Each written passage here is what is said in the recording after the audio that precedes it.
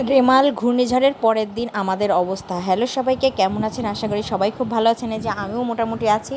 তো এই যে রেমাল ঘূর্ণিঝড়ের পরের দিনেও মেঘলা মেঘলা আকাশ, তো বাতাস অল্প পরিমাণে আছে, বাতাসটা থেমে গেছে, তো বাতাস বেশি একটা নেই। তো কিন্তু অন্ধকার হয়ে আছে, মেঘলা হয়ে আছে, আমরা এই জন্য আজকে আর স্কুলে যাইনি। তো আমাদের অনেক ক্ষয়ক্ষতি হয়েছে। এদিকে বাবু কী করছে, দুইটা গ্লাস নিয়ে খেলছে, স্কুলে তো আর যায়নি, ও বসে বসে খেলা করছে।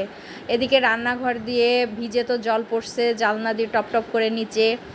আর ওখানের ওই সানসেটের ওইটা খুলে গেছিলো, তারপরে কোনো রকম ওর বাবা দড়ি দিয়ে বেঁধে রাখছে, খুলে একদম জল চলে আসছে ভিতরে।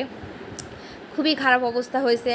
আবার এদিকে এই পাশের ঘরের অবস্থাও তো আরও খারাপ, সেখানেও তো একদম ভিজে একাকার, জালনা দিয়ে বেয়ে বেয়ে জল নিচে আসছে।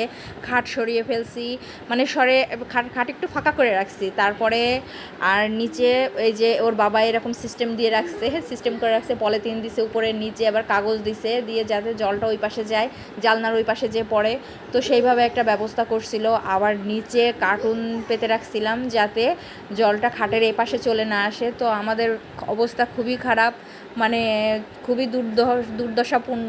রাত্রে আমরা বসে বসে খালি এই করছি যে ভিজে যায় কিনা, কি হচ্ছে না হচ্ছে। তো এই যে ওয়াল বেবে এই যে নিচে যে কার্টুন রাখছি যাতে কার্টুনের পর জলটা পড়ে, তো পুরাটা ওয়াল ভিজে গেছে। কি আর করব ঝড়ের দিনে, আর ঝড়ের পরের দিন তো কিছু রান্না বান্নার করতে ইচ্ছা করতেছিল না, তো কি করব, আগের দিনের একটু তরকারি ছিল আর একটু শাক ভাজি করে নিলাম।